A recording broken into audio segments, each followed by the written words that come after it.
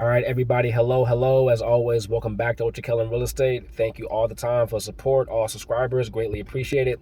So, for those of you guys who know me personally, so I have property in the suburbs, of Chicago. And so now I'm going to highlight some what I see as advantages to buying properties in the suburbs. I'm going to have another video coming out soon, the disadvantages as well. And also, even though I don't own property in the city, my family has owned property in the city for years. I'm also going to talk about advantages and disadvantages to buying in the city as well, too. So number one, all right, so advantage about buying in the suburbs. So in Chicago, we have a bunch of small suburbs that surround the city. We have tons of them. 9 times out of 10, if you're good at networking, it makes it very easy to meet all the prominent people in those suburbs. So whether it's the fire chief, whether it's the people who actually do the inspections for your property, whether it's the police chief, whoever it may be, it makes it a lot easier to meet the important people who can help you either A, run your property smoothly so you know about things that are coming up. So for instance, at one of my properties, I had to redo some things in the basement. So if you guys remember, if you follow me on Instagram, I posted videos of me tearing out and doing stuff in that basement. So I forgot which day of the week was a trash day for that property, and so I think it happened on maybe that Monday, and just coincidentally I happened to start doing work at that property on a Tuesday. So I started putting all the trash out in the back, and so next thing I know, while my friend is outside putting more trash in the backyard, I'm still in the basement. I come back out and I see my friend talking to a guy, and who has on, the suburb, uniform. He's in their car, so clearly he works for the village. And I go up to him and say, hey, is there an issue? He said, are you the owner? I said, yes, I am. He said, well, trash day was yesterday.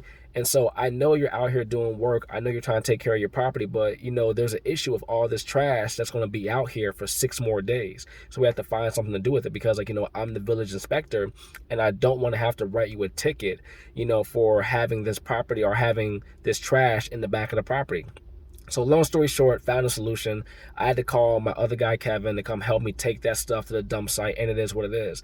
But now I made a relationship with that village inspector. Now I have his cell phone number in my phone. And now when there's an issue, he'll text me. So instead of me getting a ticket, if he knows that the property is owned by me, because they actually can look up who owns what property, he can text me and say, hey, take care of this XYZ. If you take care of it by this day moving forward, I won't fine you, or, anything like that.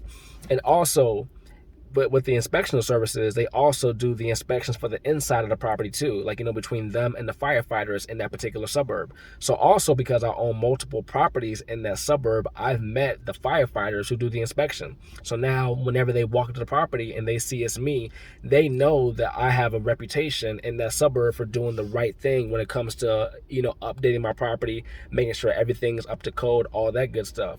So once you form a rapport with people, it makes it 10 times easier to always keep on doing business in that suburb. Now, too, it also makes it easier to get other properties in that area, too.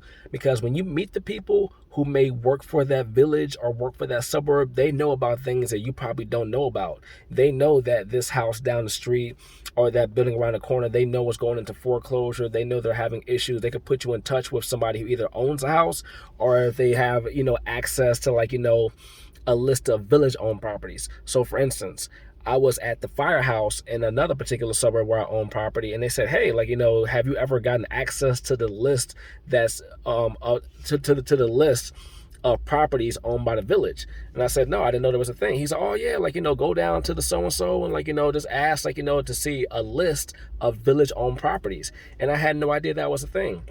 So I did exactly what he said, and it's a small suburb, so I thought maybe it'd be 15, 20 properties, nothing big. Turns out that list was 75 to 80 properties on that list. Some of those properties that were on that list were actually on the street where I already own property. So I said, wow, this is crazy. So now, just because I made that connection in that suburb, now I had even more access to other properties in that area. Now, can some of these things be done in the city? Of course it can, but the city of Chicago is 3.5 million people versus you have all these suburbs that are 10,000 people, 5,000 people, 20,000 people, and they all have their own individual policies. They all have their own individual government, all that type of stuff. And so once you make those connections, it's a lot easier in that small suburb to do that as opposed to the big city.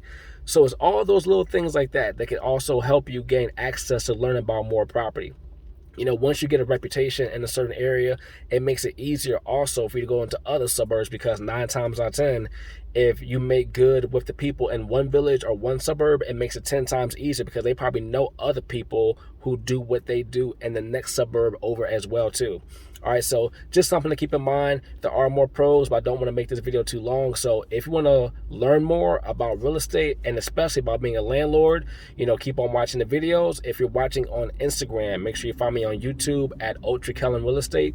And if you're watching on YouTube, make sure you find me on Instagram at Ultra Kellen. All right, guys, till next time.